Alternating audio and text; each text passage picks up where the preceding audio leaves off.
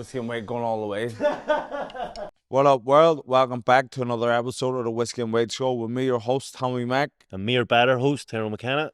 And you know the crack, we're in association with Our Kings Competitions, the number one competition page. You want a house, you want money, you want cars, you want phones. It's holiday season, you want a free vacation to Turkey. Who knows what you want? Yeah, Want to get a Turkey keep. I mean, they're doing everything under one roof. Just go on their page and start spending your money. Yep. You're guaranteed to win, surely. Tyrone giving it guarantees. Giving it guarantees. It's a draw. It'll never happen. Because I haven't won yet. And we're here at Lab Fitness, the number one gym in West Belfast. Small group personal training, boxing, fitness. Just got a revamp. It's looking unbelievable. It's very, very nice. So get here, check it out, get fit. Made him see Tommy throwing a few punches up here some days. Well, doubt it, but but anyway, we're here today with a very special guest. He's known this guy off social media, and he's a former MMA superstar. It's Mr. Ali Maclean. Don't know if I'm a fucking superstar. You have to correct that. That kid used to try and fight, didn't do very well at it. Did better at making videos on the internet. I was about to say, like, see, during your MMA career, Aye. would you have been more known now for what you do? Like 10 times. I had like 2,000 followers. And fucking, I used to post like a day before a fight. Oh yeah, by the way, I'm fighting tomorrow. I post a picture of the weigh-in and then the result. And then that was it. Like, I didn't give a fuck about social media. And if I had to go back, by the way, that's one of the things I would do. I would jump on the social media wave. I think that's why I'm pretty good at social media for fights. Like, see, when I'm fighting and in camp, I'll be flat to the mat on social media. See, I can't barely be on it. Yeah. That is the key for fighters, though, like promoting the fuck out of their fights, but also outside of that and building like a brand around it. And, like, I think a lot of people struggle with that. I think big time, especially guys like what age are you? 35. Right, so guys our age, getting old. We're all getting old. We didn't do it, did we? We didn't do it, but the younger generation, they have more of an understanding. We started fighting, whereas boxing or MMA because we like to fight. Now you get a lot of people you don't know if they're in it because they like the social media posts. They like tell people. Or they actually like having a scrap. They like telling people they're a boxer or a fighter. I'm a boxer. But they turn down every single fight. Or they do charity. They do their 8 weeks in the fucking their charity fight. And all right, I'm a boxer. No, you're not really a boxer. Genuine, there's been people and they said, came up and they said, I boxed too. I said, do you? And I said, yeah, I'm UFO champion. And I'm like, what do you mean UFO champion? I've had like 4 fights on license fights, and I'm like, all right, okay. Makes sense. Not really the same. Not really the same. But like even Tyrone, you're saying about the power of social media. Tyrone made his biggest fight off social media. He made that himself. Like, yeah, he's fighting.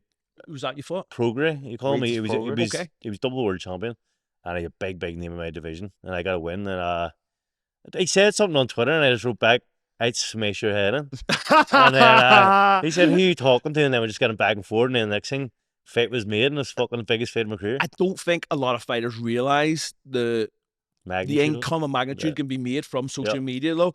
And like, because it changed my life, social media, like when I started posting, not giving a fuck. And I think it's like, if you are a fighter, you're not going to want to post because it seems like a very, as bad as it sounds, unmasculine thing to kind of, hey guys, here's me in the gym. But whether you like it or not, that is what marketing is, and fighting is marketing, isn't it? Essentially, like, your promoter's there to promote you. But if you can fucking do it yourself and make a little bit on the side. My whole career, I didn't have one promoter. I had to go quick and try and promote myself. And that's what I done on social media. That's how I got all big fights. Just promote myself.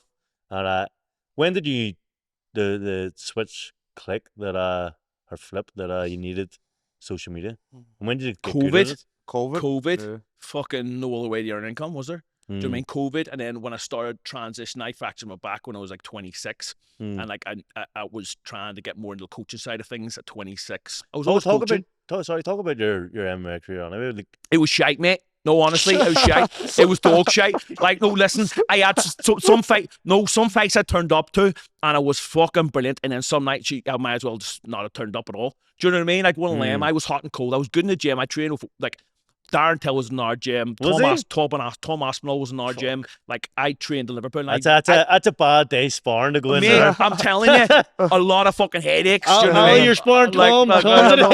Like, that's one cunt I'm avoiding. You know what I mean? In the gym, like, but he was, to be honest, Tom was one of the nicer sparring partners in the gym. Darren Till was one of the worst sparring partners in the world. He took it he hard. would no. You were having a war with him, which I liked, by the way, because I liked fighting. Yeah. But like, some days you can be bored with. You don't talk about spar, but some people have got clean knocked out. Like, you know what I mean? Like one lamb. And I think MMA, they don't go as hard in sparring the way boxing spar is always. Or am I wrong? I like walking sparring that because we went hard, and I think you need to go. I don't know what you think, but I think you need to. I think you need to be fair. You have to. You can't fake it. A lot of people kind of go against don't hard spar and like, but it's hard to. The intensity is hard to replicate unless you're sparring hard. It's also hard to get the correct reaction if someone's not hitting you hard. Like someone hits you with left hand and it doesn't really stun you. You don't really react the same way. Someone hits you with a fucking left hand. You go, fuck me, right? I'm on the back foot now the rest of the round. And your mind doesn't need to be on switched on. No, if you know you can't get hurt. I think as well, it depends what stage you're at. We're in boxing, what stage you're at in your career. Like if you're coming towards the end, you're having all these hard rounds and hard years. Yeah, you want to get through the camp. Yes. And make it a fit. But guys who are coming up, you have to go hard. I think you were gluing stitches together. Or gluing cuts. Well, I'll jump back to what you asked me about like my career. My career was hot and cold, right? But I was in a really good gym. And towards the back end, when I fractured my back and I needed like 5 eye-chairs, I was fucking riddled with injuries. That was when I was starting to get what I would say good, like bring performances from the gym into fight night. Because like I say, I had a high caliber of people I was training with, so I could not be good. But it never reflected on the night. And it was starting to get that when I was injured. And like you say, I thought the tougher I was, like that would be reflect in a fight. So I would just, if I got caught in the training, I would just like super glue it and then put a head guard on and crack on with sparring. But I thought that's what you're meant to do. And a lot of people listen to this and say, oh yeah, fucking you do. I posted a video about it and people were saying, oh yeah, that's just what you do. That's what super glue's for. And it's like, I'm pretty sure that's not what super glue's for. Where did you get that idea from? Were people doing that in the gym? Someone, a mate told me to do it. He says, here, listen, just fucking stick some super glue on that. I went, that's a fucking great idea, mate. His mate's steaming in the bush. Just stick some fucking shove some super glue in that. It worked. I thought, that's fucking genius. I don't have to go to the hospital now. I can never go to the hospital again. I know, as you can see, do you know what I mean? It's fucking paid off, innit? But like, from a boxing background was like, listen, you get cut, you fucking deal with it because that's going to open up in the fight. And then you're losing the fight because you get cut. I wasn't really fucking bothered about that. I just thought, I just get the rounds in. Do you not get stopped in MMA for cuts? Yes, I've been lucky with that. I used to get caught every fight. Every fight that would open up anyway. I just expected it to get open. So luckily enough, I was all right with that. But I've never had a fight stopped because of a cut. So really? Luckily enough, yeah. I've always been cut open, but I'll never get stopped. Always like some adrenaline on it and fucking Vaseline and fucking crack on. Normally all right. And how did you break your back? I fractured the L4, L5 par, so that's where the vertebrae are attached to the vertebrae, or attached, and there's a bit of bone attached to each vertebrae, and that snapped, and the spine had moved, and it was like hitting the nerve, and I didn't know it was snapped. I know after one particular session, it was fucking a dull, weird thud. But when they say fractured back, you think, fuck me, you would mangled. You're like a fucking that's what I'd expect. Like your man out of fucking South Park and Timmy. But it wasn't. I swear it wasn't like that. It was like. I mean, I am like that, but not because of the fractured back. But I swear to fuck, I didn't know it was fractured, but it was always hurting. I had sciatica and I couldn't move, and I stopped being able to move in training. And I used to take fucking anti-inflammatories and painkillers because I was still sparring, and I'd be standing there not able to move, and my mate was fucking twatting me. And I remember him just turning around to me and goes, "Are you all right?" Because he got like a bit fucking like he felt sorry for me because I couldn't fucking move and sparring. Like, I'm taking the piss out of you here. Like, you can't move. And I was like, mate, I can't move. I cannot move my legs anymore because my back just won't let me. And it wasn't pain because I was on anti-inflammatories and painkillers for it. So eventually I got an MRI scan. I went, here, you've got a fucking fracture back. Like, you've that L4, L5 snapped. And yeah, I spent like 5 years. So I was living in the back of the gym at this time. Yeah. So I spent like another 5 years at the back of the gym trying to recover from that particular injury. Because in my head, like, I'd moved there for a reason, to become the best I could be. So I had to see it out no matter what. And yeah, it never. I ended up having a comeback fight. And I ended up actually fucking winning the first round quite easily. And in the second round, I thought, I can't fucking lose. I'm fucking brilliant. I've still got it. And I got stopped because I thought, I'll just fucking swing with him. The guy was fucking massive. I thought I was fucking stand for you. What am I going for takedowns for? Fucking swing me. I got caught and I fucking lost the fight. I thought, fuck, you're a dickhead. That's what I'm talking about. I call people mongs sometimes, right? But I am king of the mongs, right?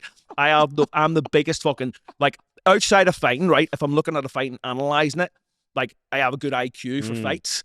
In a fight, fucking idiot. Do you know what I mean? I'm an idiot when it comes to actually in the fight, because I don't know about you, your game, this takes over. Like, that is the intelligent thing to do, and I know it's the intelligent thing to do, to go for the takedown to set you up. But I really just want to swing left hooks with you and see who falls first. Do you know what I mean? So, like, it takes over a little bit, and does it annoy you then? Like, I'm the same. Like, in sparring and stuff, I'm lethal, and then when I get in the fight, I just go fucking. Yeah, it's so fucking scrap, innit? It's dumb as fuck, innit? It is the dumbest thing ever. That's what a real fighter is, look. Sparring, I'm lethal, and I'm like, I'm going to do this in my fight, and I get the fight. Yeah, right, the fucking win. That shite. Just swing a left hooks. Got a question for you, Luke, Tommy. What's more nerve-wracking, stand on stage with comedy or fighting? Fighting. I never get nervous doing comedy. No. Because the first time that I had done comedy was a big enough show, and but like, no one's gonna hit you. Will you hope? If you're bad enough. But I always got so nervous going out the fight, because there was not about the fight itself, but just about the things that could affect your life. You know, you lose this fight, fucks your next fight. Or your money. Even like the anxiety, not nervous, but I'd be anxious to win this, and then your life's gonna change. You know, like, I just got so much anxiety before fights. And like you're saying, in the gym, I would say I don't know if they have these in MMA, but I was a gym fighter. Seeing sparring, I was fucking I'm undefeated in the gym. Yeah, I would be like pound for pound one of the best. But then on fight night, I would like freeze up kind of sometimes. Did you feel like, was it like 50-50 with you? Some nights you turn up and you feel fucking amazing on fight night, or was it always like, I feel like shit, but I just won? I never felt like shit. I don't think you ever boxed. I've never boxed as good as I can. Never. Right, okay. I don't think ever. Yeah. It's a shame, because I always felt that, funny you saying that, I felt that my career was only towards the end where I felt, I'm starting to feel actually all right here. But I never, there's one performance I had where I felt unreal, and I thought, how the fuck can I replicate that every single fight? And I swear to God, everything went wrong prior to it as well. That's the best thing about it. You normally think, oh, your best performance is when the best weight cut, the best training camp. No, it was a shit show. I had to cut like 10 kilo fucking 4 days out. Like, I was hold on. I nearly died. How do you cut 10 kilo? And oh, you fucking kill yourself. I had no one to help me. It was in Keys Wars. I was 96 kilo 3 months out, and I had to fight at 70. MMA fighters do extreme. Oh, it's ridiculous. Compared to boxing. Dumb as fuck. Oh, dumb as fuck. So what does it do? Because I know how hard it is for me to lose 4 kilo in a couple of days. So 10 kilos. This isn't advice, so people don't follow this. Don't follow this. Do not fucking follow this. Even if you are trying to cut for a fight, don't follow this. People mail me asking for advice, and I can't give the advice. The advice is insane. I cut all carbs out, all salt out, only fucking chicken and some fats. And this is the week from the Monday. I was about 12 kilo out, by the way, from the Monday. And then you'll drop a couple of kilo, and then you take fucking loads of vitamin C, so you're pissing like fuck. Then you take dandelion root and uvaverse, which are both natural diuretics. Then you piss more out with them. Then you start overloading with water, so you drink like fucking 2 gallons of water on the Monday, Tuesday, Wednesday. Nothing on Thursday. Nothing eat or drink on the 24 hours out on the Thursday. Then the Thursday night, I can't sleep because I'm cut not much weight. Worst night in the world, isn't it? Can you? Yet I've never, my whole career, I've never slept 1 minute. I feel my ribs poking out of my fucking body and everything. Very pain. Kills her. Well, so the night before, I would try and cut about 7 kilo in the bath. So I go in and out the bath. There's nothing worse than a hot bath. People that have never had these hot baths are boiling. Boiling. Here's the trick to it. I don't know if you did this. You go in the bath when it's lukewarm and you turn the hot on with the oil in it, and it still burns like fuck. But I remember you can get something called wintergreen rubbing alcohol, and it helps you sweat more. But I thought you can't get it in the UK. You can't get rubbing alcohol in the UK, wintergreen. So I thought, fucking white spirits the same, innit? Fuck off. So I put white spirits on, burnt the fuck out of myself. I'm lucky my skin didn't feel that. I mean, that's what I mean. I just thought, here, just fucking give it a go. I'll try anything. Burnt the fuck out of me. So obviously that didn't work. What would your usual hot bath routine be? Epsom salts, Abilene everywhere, wintergreen alcohol, in the bath for 15 minutes, on the side of the bath, the rest for 5 minutes before getting out so I don't pass out. Yeah. I would cut my own. I had no one there. Your heartbeat's beating. You feel like you're going to die, don't you? It's scary. I'd get out, put my sweatpants on, but I'd sit in the ground do it. So I would do it on my own. I never had anyone do the weight cuts with me. Okay. And then I used to have the towels all wrapped in the bed, wrap myself in the bed, watch fucking Family Guy for about half an hour. It would be Family Guy. It would always be Family Guy. It had to be Family Guy. That'd be something funny to make you happy. Or something going on there. It had to be Family Guy. And then just take it all off and repeat the fucking process. But I'd know I have to do it all night. Like, I'd have to do that all night. Oh, would you? Would you be repeating? I would only do. I have to. Hop off said I only do for the 15 minutes and that's me done. You'd want to quit. I'd have in my head, like, just fucking miss weight, mate. Just miss weight. But I had to lose that much weight. I had to keep it up because there's no chance I'm losing like 7 kilo on the morning of the weigh-in. Most hotels, if you travel, don't have a bath. Don't have a sauna, or the sauna's open at 6 o'clock in the morning and your weigh-in's at 9 o'clock. You're not losing fucking 7 kilo in that time. So you have to do it throughout the night. Because I always see like MMA ones, you just always start the weight cut really early. Like I see people getting up at 3 in the morning. Yes. And I'm like, what the fuck? He's not bollocks the next day. Because boxing we do much easier. I reckon it affected my performance massively. That's what I was about to say. Do you think be honest. Oh, 100%. 100%. What weight would you fought at? 70 kilo. And you started what, 86? I was 96, but I was a fat bastard. So to be honest, I would probably be about 84 when I was fighting. What would you be now? Like, good shape now? But 95 now, but I just lift weights and fucking punch a bag and shit. No, I'm not fighting no more. I can eat whatever I want. I don't have to worry about like staying within a weight class no more. Like what? I want to get into the weight thing because I'm interested in it. See, in the MMA, why do they have such weight like differences? Cuts. Like ours, as I've said this before, but I moved up weight recently, and it's only £7 of the difference. Yes. To move up. Yours is £16 or something. 17. Yeah, it's a bit mad. Well, I think it's partly because it's not. I would just assume it's not as big a sport, is it? Like yet, anyway, it's getting there, but it's like I don't know. I don't like boxing that way. You know, we have so many weight classes. So I'll go up £1 and I'm fucking a champion of a weight class. Yeah. So just fucking make the weight class together and make a better champion. Do you know what I mean? It's also, it's a big fucking weight class. Like Tommy, he was caught in the middle of light heavyweight and the cruiserweight. Yeah. So like, okay, light heavyweight is 79 kilos, and then cruiserweight is 90.6.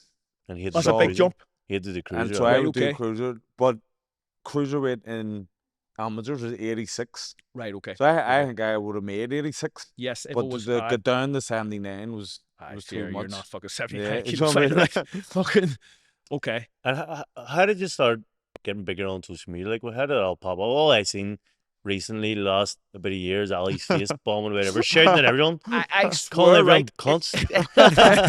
It started because I've always posted on social media for a long time since I started online coaching, but only popped when one day I decided just to get a video guide, just to video my sessions, and just go, listen, I think it's the best way. If anyone's creating content and you want like a quick, easy way to create content, just video what you're already doing and put it online. And if your personality is good, people are going to watch you. So I kind of just posted what I was doing in class. It kind of just blew up. And my goal was just to post 3 times a day. So I posted 3 reels a day. And I thought, right, you're either going to follow me or you're going to see me that much. You're going to have to follow me, if that makes sense. Yeah. So I treated social media as if I was fighting. What would I do? I'd train 2-3 times a day. So I posted 2-3 times a day. I treat it the same way. And I think that's an important lesson for anyone. Like, that's why fighting's so important, by the way. Like, the lessons you learn in fighting can be adaptable to anything. Like, you know, your consistency of posting, you know what I mean? Like, you're probably really good at comedy because you fucking... Who said he's really good at comedy? No one. Well, listen, I haven't watched enough of you. You might be fucking shite, but like, you probably will be because of the dedication you've got to it the same way. You know what I mean? That's why, like, it was so easy for me to go into comedy because my experience is being a fighter all my life. Going out, my first gig, going out to the stage, it was like being in a changing room. I know, like, as an amateur, and everyone's in the same changing room. And some of the fellas were up fucking shadow boxing and all. And then one of them turned around and went, "Why do we do it, lads?" And that's like a thought that always comes out. Why didn't I just play football? So all the way they were carrying on, I was like, I'm like, this is familiar. But I don't know why they're getting on. I was going to say, I bet you're sitting there thinking you're a fucking bunch of dickheads. You only stand on stage like try to get punched in the face. So that like just made me feel at ease, and then like boxing or fighting is like a performance anyway. You're in the rings, the stage, and everyone's watching. It is, absolutely. So, are you training MMA fighters now? Yeah. I do. Well, I don't coach in person no more, so I'll do more seminars and travel to coach people. Do you only online? Only online, really, right now. With like more performance based, so your strength and conditioning, nutrition, mindset, and then some technique analysis with people who, like, say for example, someone's a spar, and I'll break down where I think they need the most improvement. So it's more of an online aspect to it now, only because to be quite frank, like there's not a lot. I said this the other day, and it went viral. Coaches are the most disrespected people on the planet, I think. Like, you earn fuck all money for some cunt to come in and, you know, leave their fucking gloves in the fucking, you know, ring and stuff like that. We've all been that person, by the way. Like, I'm saying I was that person as well. But I think coaches do it because it's a passion and I respect them for it. However, if you want to make a fuck ton of money, it's probably not fucking what you want to do, is it? You don't want to be sitting in the gym teaching a load of fighters who have no money because they're from a working class background. Because why the fuck would you want to fight if you had money? Like, you know what I mean? That's what I say. See, if you want to be a coach, you have to be more dedicated than the fighter. 100%. Because you have to give them the ring, try and motivate plus them. 4 or 5 different. There's a few of them. 100%, yeah. And it's rare you get a coach that's... It's hard. If you get a good coach that's fucking dedicated as much as you, worth their weight in gold. Is there any top coaches like in Ireland or in Belfast, or do you always have to go away, do you think? No, I think Fight Academy Ireland probably are doing amazing things with like Liam Shannon, Pat McAllister. I think they have a couple of other people down there. Rodney Moore's really good in Ballymena. I rate him highly. Sebastian Torres in Newry. I think there's a lot of good coaches. The problem with Northern Ireland isn't so much the coaching and experience now. I think people are starting to get good coaches. The problem in Northern Ireland is the talent pool of fighters of having top level experience. And you used to have to go abroad to get that. It's starting to become a little bit more level now. You've got Rhys McKee, you've got Paul Hughes, you've got a high level of fighters now that are coming across.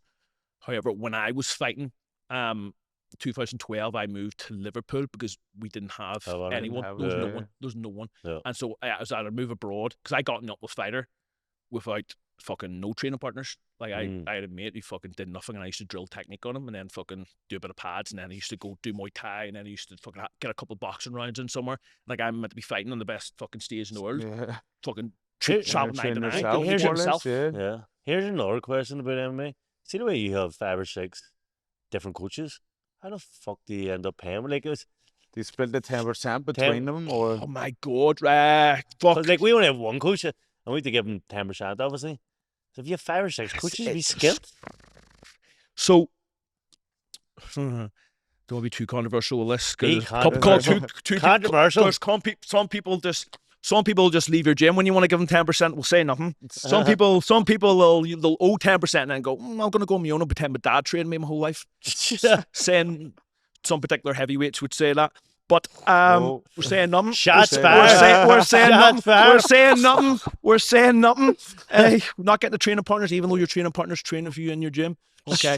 But no, in all seriousness, most gyms now will have like their coaching staff within that facility. And I in the UFC, I'm not 100% sure how it works. With our gym, it would be the head coach would get that would be 10%. So you have that one head coach, and our coach used to promote, manage you, and coach you, and it used to be the 10%, which is like fucking small percentage of what most coaches would take, because he wasn't about that. He was about actually, you know. In fact, he probably wouldn't take 10% most of the time, because especially if you were starting in UFC, think about it, 10% of what 12K in your first fight in UFC. The fuck's you gonna do with 10% of that? Do you know what I mean? Like, you're better off just taking that, reinvest it in your career, and then maybe potentially earning more money. Till then, okay, I'll take it when you're actually earning proper money. And fighting, it's always the long game in fighting. Has to be. Think about it. You're taking a kid from 14 years old, say, and you're getting him to the UFC. You're not going to charge him fucking. You spend like what 10, 20 years of his life fucking developing his skill level to get him to a stage to fight in UFC. Do you know what I mean? And that's you want to. It's like, you don't see. It's like a tunnel without seeing the ending. Do you know what I mean? Like, you go through a tunnel and you see like that white light where that's the end, Imagine going through a tunnel and seeing no end. Yeah. You've got to teach that kid from a kid, and he might be a bag of shit, and he might leave you. He might not fucking fight. That's a big fear. It's a big gamble. Big fear for coaches. You still got to fucking train him, though, and put 100% effort into him, even though someday he might fuck off and go to another gym. And a lot of people do. Yeah. They do love to fuck off. Imagine, I don't know about using boxing, right, but how many fighters have you seen trained from a young age from a good coach? The coaches brought them up, and then when they started making a bit of money, go, I'm going to train with such and such now. What? Because they started getting in your ear and started, I'll train them, mate. I'll take less percentage off you. I'll do this, do that. Now you've got the skill set. Now you've got the skill set. You're going to fuck off to someone else. Or now you've got the skill set. You're going to fucking, pretend that you never trained with that person their whole life. And because I'm big on loyalty. Like, I'm massive on loyalty. If I'm with a coach, listen, even if I did train somewhere else, even if I train with another coach, you're still my coach. Like, there's nothing wrong with going somewhere else to get someone's insight. There's nothing wrong with going somewhere else and getting different looks. But I think you need a base and that person who knows your game and can put things together and kind of go, okay, this. And I don't know what's like a boxing, but MMA is massive. Like, you got to have that person that kind of goes, listen, this is your game. This is how you sparred against him. Let's put it together and develop it for the long term. I think like a coach is like a father role. Like, I would see my coach as my dad. Like that's what, like as an amateur, like our boxing coach, you're with him every day, 5 nights a week. You see them more than your dad. Like. You become family. Then as a pro, for me anyway, I had loads of different coaches, but I was looking for that base, like what you're saying, that I had as an amateur. But it's hard once you go professional and money and all is involved. You don't know who to trust. Yeah. Do you have? Can you say what your favorite coach was? Who was your my best favorite coach? Yeah, what did you train with? My favorite coach as a professional. Yeah. Well, I love training. I trained in Manchester with Andy Bingham. Okay. I love training with him because he was genuine and his dream was just to train a champion. And I love training with Pete Taylor. That's when I done all my success was with Pete, and he just, when I went down, everything was just regimented. His boxing brain's unbelievable. So I just love training with him. And then the end of my career, I trained with 2 mates, Paddy, who owns this gym, and Ginn. Yes. So that was enjoyable, like training with your friends. But I enjoyed them all, to be honest. Like, training with Brian McGee. Good coach. And, Brian, he kind of was doing me a favor almost. I was training his gym, and then I needed a coach. And he had the experience. He hadn't trained anyone before. Because he just runs a gym now, doesn't he? He's not really his thing, but that's fair play to him. Okay. So it was good. Like I enjoyed all of them, but my happiest was in Manchester with Bingo, and my best was with Pete Hill. Brilliant. What about you, Tyrone? What was your favorite? I liked them all, to be honest. I just fucking... But what do you call him in America? I think that's Brosy. So there's a guy called Jerome Ennis, he's 34-0 with like 33 knockouts. He's world champion. He's a killer. But I trained with his dad. Oh, right, okay. And I was sparring partner for Boots. And he was unbelievable. He was a very good coach. What them sparring sessions like? It's hard. I've said on the podcast before I walked in, and there was no one for me to spar. And they were like, here, you can spar my son. And he pointed over to him. He's 16. I was 24, 25. I was like, he's too young for me to spar. He said, how much fights is he? I said, 2 amateur fights. I said, I'm going to kill this guy. So jumped in and he beat the head of me. I jumped in. I was like, I should retire now. I'm fucking shit. But it turns out, he's a goat. He's He's unbelievable. It's a big humbler, when you walk in the gym for the first time, you spar with someone and they put it on you. I remember the first ever time I moved to Liverpool, 2009. I didn't move, sorry. I was there for 6 weeks, and I sparred with a guy called Terry Adam. Terry Adam was one of the first fighters from UK and UFC. Absolute legend in the game. And he dropped me 6 times in 1 round. With body shots and leg kicks. Leg kicks and body shots, not head shots, by the way. Yeah. He knew not to do it with head shots. Yeah. But body shots and leg kicks, like, you should be fucking whack them cunts in. But he dropped me, and I kept dropping and getting up. And I thought, I'm not going to win this round. And the coach was sitting on the ring laughing because he knew it. Like, he was testing you, to see if you had a pair of balls to survive in the gym. It's like a rite of passage. If you can fucking take the beating, you deserve to be part of it. Seeing in a new gym, there's a lot of pressure for your first spar in a new gym. And especially when you're, like, he was a gym enforcer. Anyone came in that gym, he dropped them. I mean, everyone. He dropped everyone. Terry dropped everyone. I mean, heavyweights as well, by the way. Like, everyone. Does dropping happen often in sport now? Oh, yeah. At a high level. At a high level, though. Would you wear small gloves still? It's because it's leg kicks and body shots as well, though. Body and shots. 16-ounce gloves. But Terry used to. But by the way, Terry didn't wear 16s. Like, we were meant to wear 16s. He fucking used to get a pair of old gloves out of the fucking lost and found box. That old one. With all the padding off it. They look like Murray goals when you put them on. These are 16 ounce as well. It says 16 on them about 16 years ago. There's dust and all coming out. And you could feel his knuckles every body shot. You fucking bastard. But that's what I'm saying. When you go to a new gym and something like that happens, you realise what the levels are. Because listen, even if he was wearing like the best 16-ounce gloves in the world, I didn't have the technical ability to keep up with him. And I remember at that point I went, shit, my skill level is lacking here. I need to move. And that's what I had a few years later. I ended up moving because of that. Because I thought I'd never had that back home. Do you know what I mean? Yeah. No matter who I sparred with. And I thought there's fucking levels to this. Like, and he fucking dropped me 6 times. The coach was laughing on the ring, and I just thought I'll keep getting up, and if I keep getting up, at least I earn respect, at least toughness. But that's all I'm gonna get from it because I'm getting battered here. You know what I mean? What's your speciality? Stand up? Nothing. Getting beat. That's all. Getting beat. Tough. You could take a good beating. Wrestling. So I used to wrestle from when I was a kid, and a BJJ black belt. But towards the end of my career, I'd be quite well rounded to be able to mix it up. But wrestling would be one of the most important things, wouldn't it? It's like, it's a filling of a sandwich, isn't it? Like, you're striking, you're grappling, wrestling in together to put it together. Do you know what I mean? If you don't have that, you can't put your game together. Like, you can't, if you fight MMA and you can't wrestle, you can't defend a takedown, you get taken down and beaten. Yeah. Or if you want to take the person down because you grapple, you don't have wrestling, you can't take them down. So, in my opinion, it's the most important aspect. It's probably one of the first, if I ever have a son or daughter, it'd be one of the first things they do. Because it's the hardest thing to do. Walk in, he's fucking wrestling his own newborn kid. Fucking get down there. Right here. Fucking, you've had the kid now. Let's get him to wrestling. But he can't walk yet. Get the protein Did you? Is that your first sport, wrestling? Judo. It was judo and wrestling. So I did judo and then I wrestled and did MMA kind of at the same time. And then 2 years into fighting MMA, I just had my first fight and I was actually pro.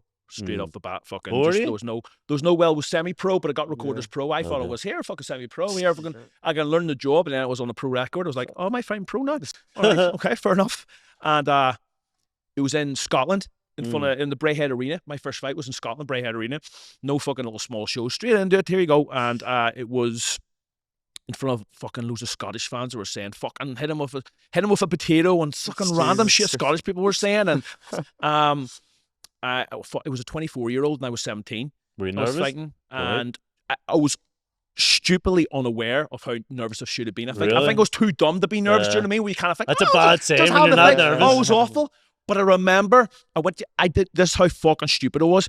I cut weight and I thought we went to Chinese all you can eat on the day of the fight. Shut because I that's didn't mad. listen. When you're young, you do mad shit. You do mad shit. I didn't know he existed. No, I didn't know. I went to Chinese all you can eat. What do you mean all you can eat? I'm like, you go in and you can eat whatever you want. And I went, no, hold on a second here. There's something wrong here. Is what you're saying here. So I remember going in. I swear to God, I went up for a plate and I went up with the plate again. And I was kind of looking at the staff like that, putting it on the plate, going, just get normal.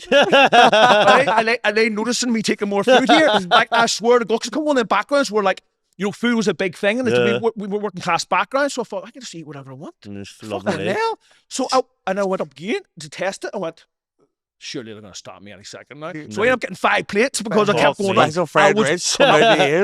bloated as fuck. I couldn't walk. So I ended up getting my hands wrapped, and my mate was wrapping my hands. I was thinking about having this massive shit. Like, I needed the shit, but he was wrapping my hands. Once your hands are wrapped, that's you. Well, I'll tell you in a second.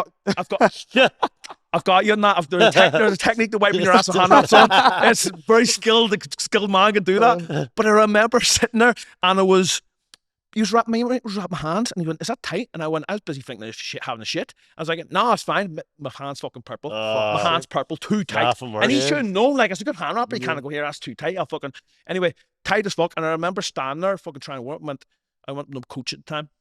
I need a shit. And he goes, well, you're about to go on, mate. My hand-ups are too tight. I was talking too late, mate. Like, I don't know what you want me to do. Like, it's your fault. So I remember I walk out, like, you know, like the curtain. I'm at the curtain and thinking, fucking hell, I can't feel my hands at this point, by the way, because they're purple. You do lose. They're fucked. They're fucked. And I couldn't, like, it just feels weird when anyone has no feeling in their hand. Like, you can't really punch properly anymore. No. So I'm standing there thinking, I need a shit. I can't fucking feel my hands. And I'm about to step in. Five Chineses. I'm not thinking about the 2,000 people about the fight. I'm thinking, I might shit my pants and I can't feel my hands. Shouldn't have had that. Shouldn't have been. So I fucking load of Chinese food in my stomach and I need a shit. So I end up going in the cage and I'm standing there. And I don't know if you remember your first fights because they're probably a long time ago when you were amateurs, but it feels like everything closes in. It feels very small. Like from the outside, the cage looks massive, and you go in it like, fuck me, this is actually very small. Shit. And he has. I hate it when you get in the gun. He has fucking facial hair, and I can't grow any. I'm 70. Do you know what I mean? I'm a late bloomer. I can't grow facial hair. And the fight, and I think, all right, there's a couple of things going to have to happen. I'm probably going to have to shit myself. Number one, and I'm just going to wing at him like fuck and just hope for the best. So I ended up swinging at him for 14 minutes and 50-something seconds. And he ended up grabbing an ankle lock on him, just dragging it. And he ended up like quitting because I kept forward and just swung and I was shit. The video doesn't exist, thankfully. Thankfully it doesn't exist. But I remember halfway through the thing, and I think I shit myself there in the middle of the fight. Sick. And that's how your mom kept. That's what he told me. I'm not the ankle. You smell like shit, mate. I remember thinking in the fight, fucking good job. I had the tight Valley Tudor pants on. I was thinking, fucking lucky they're tight, and I'm lucky they're coloured. What are you calling it? MMA oil checking? Oil check. Oil check. Oil check back in, mate. Shove that shit back in. And I went backstage, right? So I went backstage. You know what I did straight away? Fucking the toilet. I didn't even take the hand wraps off. The hand wraps. I couldn't feel my hands still, but I went straight into the toilet. Fucking boxers off. Fucking shit in my pants, like about this big. It was, but then obviously toilet.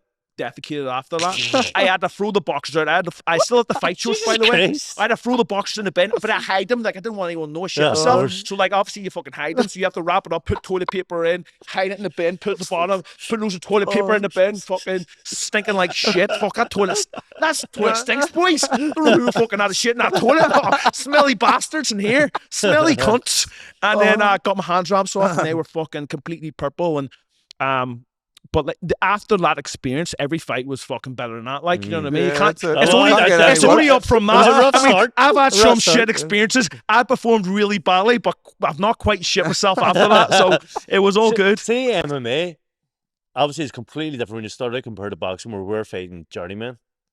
Yeah, dude, there's not really journeyman, is there? Well, there's some people you would call journeymen that aren't meant to be journeymen. Like, there's some people you kind of. Would you like we handpick for the first 10 fights? We're handpicking opponents. Would you use handpick or use like tough fights? You should.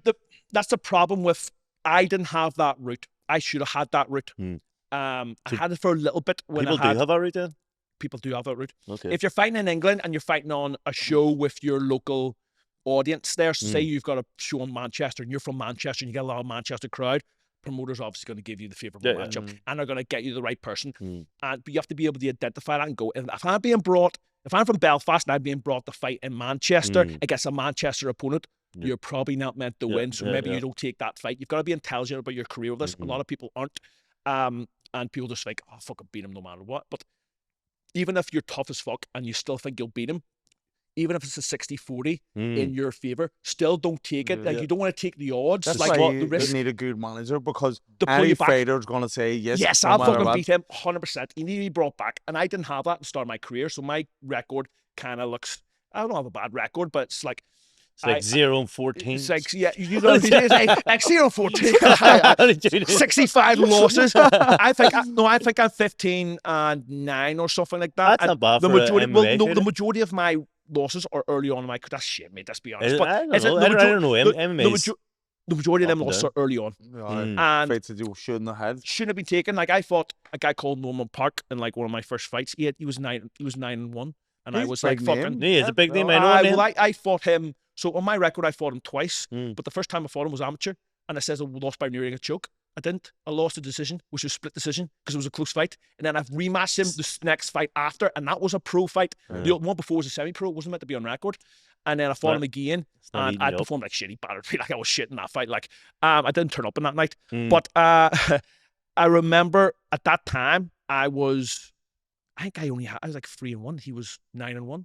Like, why was I fighting him? I shouldn't have been fighting him. I shouldn't be fighting. And the 3 fights I had, by the way, were semi-pro. They weren't pro. Yeah. They were semi-pro. So you weren't even I was fighting bums. I shouldn't have been fighting them. It looked like pro on my record, but they were semi-pro. Like, they just got recorded as pro incorrectly. So I shouldn't have been fighting Noah Park at that stage in my career. I should have been fighting fucking Joe Bloggs down the street who works in the chip. Do you know what I mean? Fucked your career a bit? Oh, 100%. And your confidence. Do you have regrets on the career?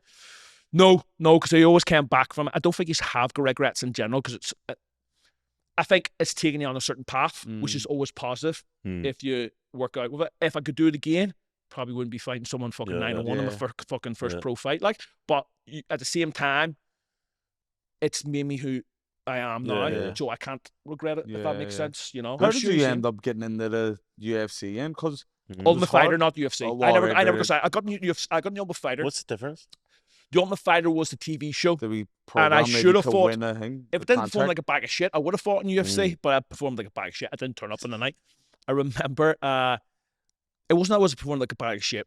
I didn't know how to get up off takedowns. So this is how inexperienced I was. No one taught me how to get up from guard after getting taken down. I knew traditional jiu-jitsu, Brazilian jiu-jitsu, like playing a guard game and rolling, but no one taught me how to do things for MMA.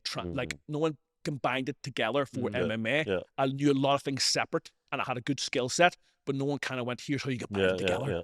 And so inexperience got me, and I ended up losing. And I remember I actually got picked for that. I applied for it, and a guy called Paddy Mooney, shout out to Paddy Mooney, actually paid for my flight to go to Las Vegas. That's why I call myself Uncle Ali now, because like he did a lot of good favors for me when I was a kid. Like, he paid for me to go to Las Vegas to go to the trials. Didn't have to. Yeah. Some guy in the gym fucking promoted, like for the Cage Wars shows. He paid for me to go to the trials. You need people like that. You need people like young people need that, and that's why I like giving advice, because I want to be that person to someone else. Like, I think it should trickle downwards. Like, someone helped me, now I should help someone else and repay it back. That's what a good person does. But I remember him paying me to go out to the trials, and I remember I went to the trials and I thought, there's a lot of people here that are going to probably be a little bit more of a name, and they're probably going to be a little bit better. So I've just got to be a bit fucking, I've got to stand out in some way, shape, or form. Yeah. So I remember we were doing, you have to roll for a minute, which isn't a long time to do jiu-jitsu. You don't have no time. So I remember thinking, I just have to fucking be a cocky cunt. So I remember I was rolling with this guy from Utah. I remember Utah because I remember his coach was fighting in the UFC at the time. And I remember going for a leg lock, but I was doing a leg lock to sweep him. Does that make sense to you? Yeah. So it wasn't to submit him. And like Joe Silva, who was a matchmaker at the time, turned around and says, there's no leg locks. And I turned around to Joe and says, I'm not going to submit him, I'm just going to sweep him. And then swept him when I told him I was going to sweep him. And it was little things like that that stood out, that stood me out from everyone else. If that makes sense, that little bit difference. Okay, seems to have a skill set, but he's got a personality with it.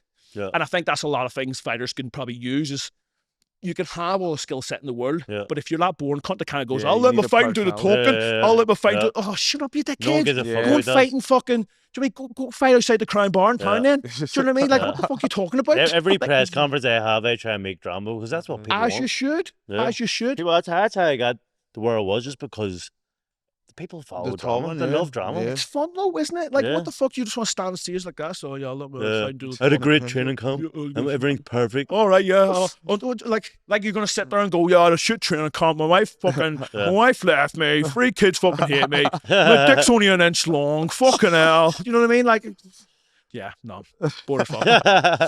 Do you get much hate online?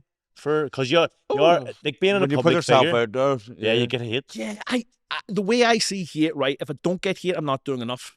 So I probably don't get enough than I should. To be honest, I should probably get more. I think I deserve more hate. If I'll be honest, I'm not getting enough. I do get a little bit. There's some controversial videos you put it. I know. You know what? Here's the thing, right? I posted some fucking controversial shit and end up getting just positive reactions. I'm like, that's not what I was looking for, boys. That's not what I was looking for. Like, I posted a video saying, listen, if you want to be a good fighter, you've probably got to be fingered as a kid a little bit. You know what I mean? What? You know what I mean? No, you do. You've got to have a bit of PTSD, don't you? Like all the best fighters have a bit of childhood trauma. That's true. Right? And everyone went, yeah, you're 100% right. I went, that's you're true. right. Like, I'm not even. Everyone disagrees. Like, you disagree with me. I didn't agree here. Maybe that's what I was I got right. I got fingers. Look at me. Get out there. Do you know what I mean? But I was expecting that to get fucking. That's I did that intentionally to get triggered people, and people were like, "Oh yeah, I agree. Yeah, you do need fingers as a kid. You're right. Like, what are you on about? See if you No, you don't. see me say anything with enough conviction, everyone will agree with me. Aye, fuck. If you say it, we said that Hitler wasn't it? If you say it long enough, loud enough, fucking people believe you. It's facts. Well, as long as you're confident in saying something, you know. But no. I do get a little bit, but it's always from like the blank accounts. Someone doesn't have the balls to do it in their own account. Like someone has to do it in their own account.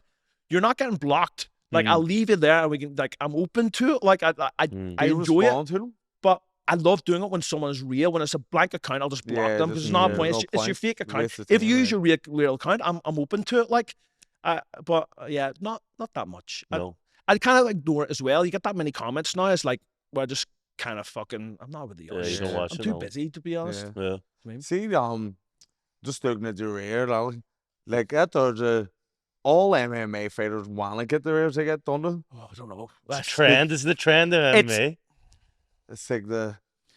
I can fight. I can fight. I think it can be a good thing and a bad thing. It's a good thing, like because people kind of go, "Oh, you can't do something." It was always like, "Are you a rugby player?" Like if you're over 12 stone, I kind of go, "Oh, you're a rugby player." If you're skinny, you're like, "Oh, do you wrestle?" I was like, "No, I actually just fucking really bad ears for MMA and fucking got battered." Do you know what I mean? But I got these within a year of training. How do you get them? Do you know, just from rubbing? So like it like that's crazy. I don't know the science behind it, be honest, mate, but they fill with blood in an neck and gel, so that's hard now. You can't get them drained, and you can get it fixed. But does it affect the hearing? No. What? Does it?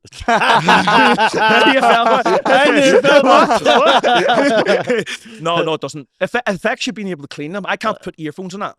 Like earphones pop out. I have to wear over top ones like a fucking cunt. Do you know what I mean? Wear over I look like a dickhead. Like what about the cool kids were? Oh, cool kids, but yeah, that was falling off. So at back there, see, is it that one? Yes, that one. See the back, there's no cartilage attached to my head.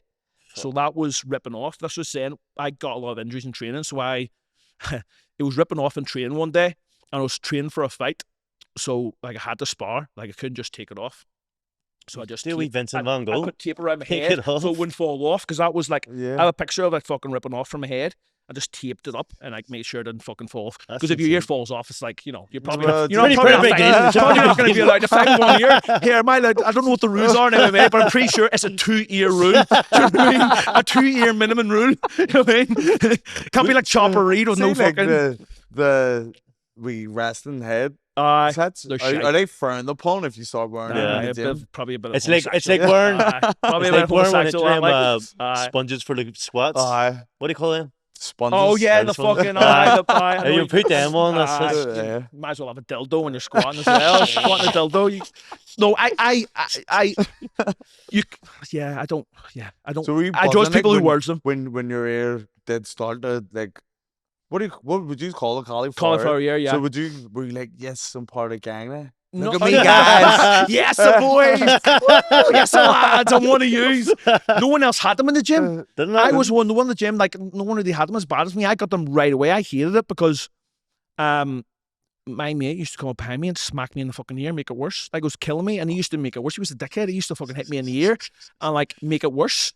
So it would never heal. So people don't realize how painful they are when you first get them. Like, they're excruciating, but you have to just get on with it. And it's not like I wanted them or didn't want them. It's irrelevant. Like, obviously, look at me. Like, I didn't give a fuck either way. Well, look at that. Scars all over my face and cauliflower. It wasn't relevant to me. Like, oh, I'm going to ruin my looks. Like, I wasn't really fucking bothered in the first place. Like, I used to shave my hair and fucking just wear fucking... I used to wear size 12 shoes when I was size 9. Do you know what I mean? Just because my toes are all fucking mangled, and I used to my toes are all mangled, and I used to get these fucking bigger shoes. And I remember when I was a kid, I swear, like when I was a kid, I used to never wear my shoes. Always used to be too tight because would never ask me for new trainers. We didn't have money, right? So never asked her for new money. So when I started buying my own shoes, I'd always buy a couple sizes too big because it felt nice having a bit of space in my shoes. If that sounds weird, it always felt nice. I'm buying big shoes today. Look, there always used to be a little bit too big, not size 12, but it was a size 9, would probably be about 10, 11. There'd be a couple sizes too big, and but I was never really bothered about how it looked or how I felt. Do you know what I mean? Yeah. So like I'm saying, like with the years, it wasn't really relevant to me. Like what the fuck I look like. No one's looking at me going, "Oh, you've ruined your looks through your years." There, it's like Tommy would hate that, you know. Tommy's a vain man. Ears. A vain man. I'm not see when I'm not joking. You see when I'm doing vainish. I'm no one's judging you, Tommy. See when I'm doing the you're the black man in West Belfast, mate. You've got to be. You've got to keep it up. Keep it up. I'd have drained it. The fuck. What's here start going? I did, but it fucking they told me you have to put a fucking wrap around it for fucking ages and like pressure it, and I thought, fuck, I'm going. I'd have been the first guy in the gym wearing one of me helmets. One of me fucking wrestling helmets. I wouldn't care. So you can't drain them and then it just go away. You can drain it, but it will come. It keeps coming back. It's pointless. It just keep coming back. Like if you talk about the vanity, I have a similar shoe story, but back to front. I am a size 12. Okay, but I used to wear sizes too small because everyone used to go, "Not the size you're not there." But it wasn't until I went to training camp with Hughie Fury and Tom Aspinall was one of his sparring partners there, so they were all big guys, and I was the smallest one. But everyone was like size 12, 11 to like 14, and all the shoes in the house. I was like, do you know what? There's no shame in being a size 12. So I started wearing my own. It's not a common thing. Like the size of your feet equals, you know what I mean? Like fucking size your size your sausage. You know what I mean? Like what size you? 24. You know what I mean? Like that's fucking yeah. Do you miss MMA? Like, would you wish you had a continued career longer? Or what? I miss fighting. What was the? I miss fighting. I think you're always going to miss fighting. I'm sure you can say that the same. Like I'm not missing it at the minute. Like, you're like, I don't know about that. But I'm only it's been a month now since I announced my retirement. But when we were watching the boxing last night, and I was going, I can't believe I'm never going to do that again. No, like the press conferences and the fights, like fuck, it's brilliant because there is no buzz. And even people who's done weight collar or charity boxing, the buzz you get's unbelievable. Win, lose or draw. They probably get the same feeling. They probably get the same feeling you'll get from that. It's just obviously it's charity and it's fucking shite. But it's just do you know what I mean? It's the feeling. Yeah. So and I get that feeling after a comedy show when it goes well, the adrenaline's pumping, but it's not as extreme as after a fight. But you still like can't really sleep at all and you'll be buzzing. But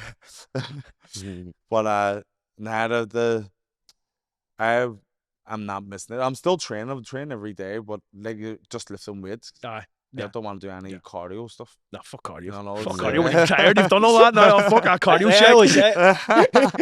I just started fucking get jacked. I always see people train like dedicated to bikes and they're fucking going out and going runs every day, and they're like, I can't go a day without a run. And I'm like, fuck me, I hate cardio. Do you know what? I think when you've had to do it for fights and you're forced to do it, you kind of learn, like, it's nice not to have to do it. Our training's extreme as well. They're going a wee nice jog. They're doing for fun. Like, we're doing hill sprints and break yourself. 100%. And we're doing I try and keep up a little bit of cardio now. I try and keep it up because, well, I think you need to be.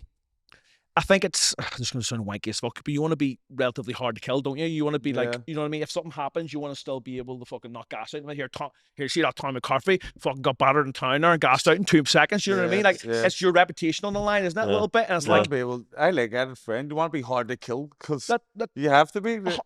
Don't want to go. Obviously, someone stabs you, you're not hard to kill, but you don't want to be full. Hold on a second. After a punch. It's like I said this in the video, right? Like, it's like people talking about warm-ups for the gym. Like, hold on a second here. Hold on a second. I'm straight now. I'll have a little stretch here and get ready. Like, no, fuck your warm-up. Like, I'm not joking. When I retired and I used to start coming to the gym, I used to rock in, just go straight into the hard rolling. People go, you're not getting fucking injured? Well, yeah, but you spend the first couple of minutes just getting used to it and getting yourself warm mid-roll, and then you learn how to adapt. And like, it's a different, if you're a professional athlete, listen to this, don't fucking do that. Obviously, you want to warm up. But like, I think outside of that, my coach used to say to me, listen, he actually did used to say, you want to be able to head kick someone without having to fucking warm up. That's how mobile you want to be. And how, like, averse to injury you should be because your joints and ligaments are all loose naturally from being that mobile. And I think, I think that's what I'm saying. You want to be hard to kill. It's also just with injury prevention as well. Yeah. What's the future with the business, the online coaching? Are you?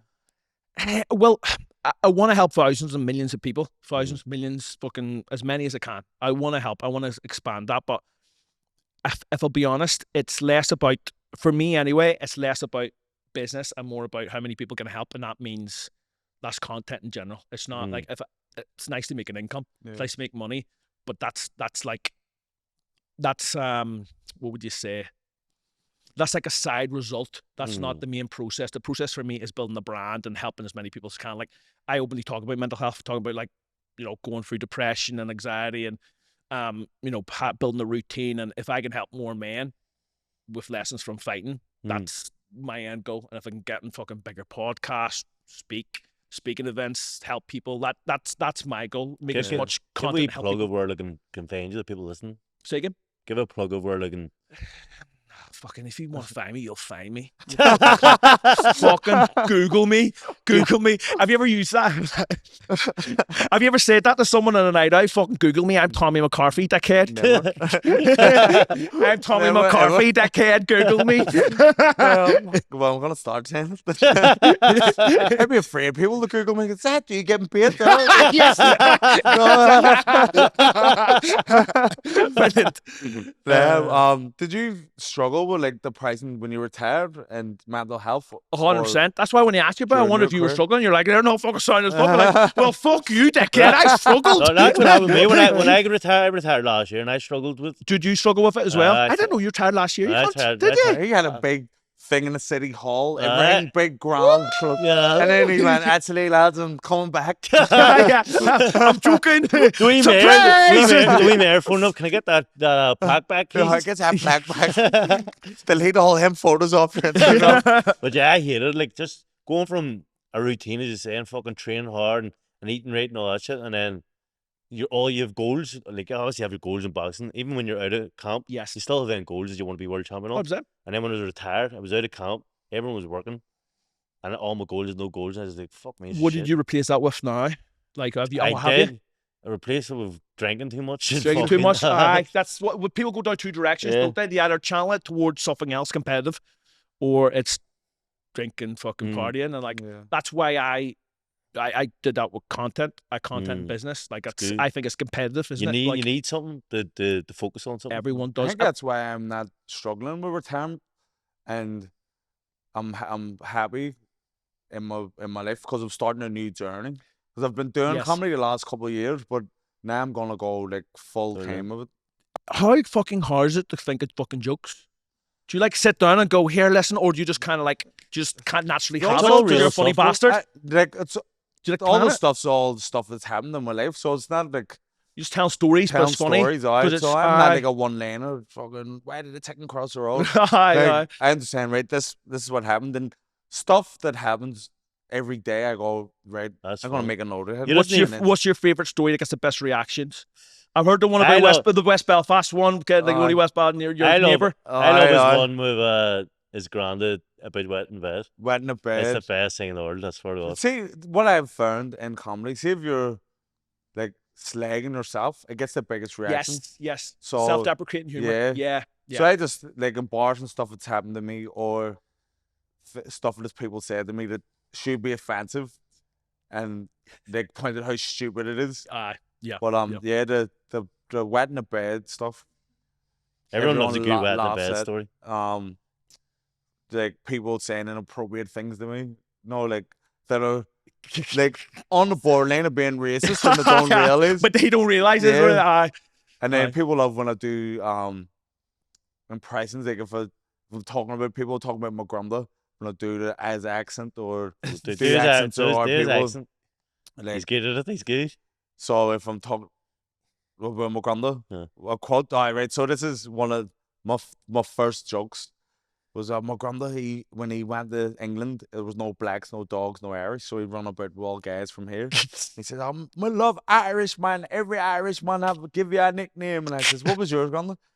Yeah, man, they call me Darky. And I was like, Darky? Is that a fucking nickname? And he said, nah, it's all right. I just called him Chalky.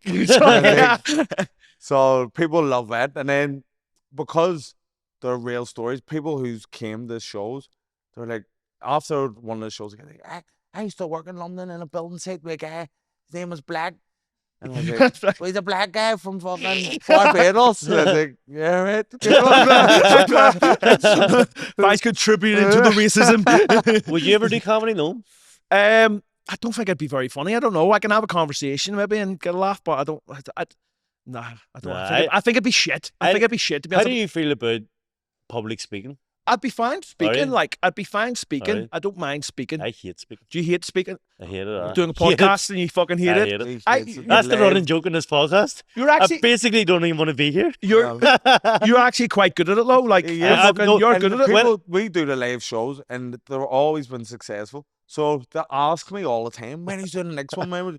I say, I have to convince Tyrone. Yeah. You should do one. Yeah, you should definitely do it. We've done 4 of them. Have you? And they've all been brilliant. And every time he's like, what I don't like about never again. What I don't like about public speaking is not knowing, you don't know what's going on. Something can happen. Just that's a good thing, though, isn't it? You can't add it. I can go. It's like fucking. It's like fighting, though, isn't it? Yeah. Do you know what I mean? That's why he's probably got that release. It's like you've got that camera has to roll. You have to perform no matter what, and it's a good thing. But I can switch it on when I want, but I hate doing it. You're quite natural at the start when you were introduced. I was thinking, fucking hell, you're natural at this. They're fucking good at this. Fucking just bullied into it. But we're actually having a meeting at the Mars, huh? What about?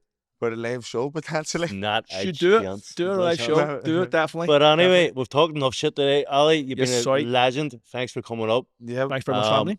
Tune in. Thanks for sharing. No, that's how it's make sure you tune in as we're closing. Yep. The show's finished. Make sure you watch the full episode you've just watched. After Ali said it was doing brilliant, I take all that back. You were shite. Like, subscribe, and share. Thanks for tuning in. You're a legend. Get on Patreon. It's £2 a month. It's nothing. And Ali, you're a legend. Thank you. Thanks for having me.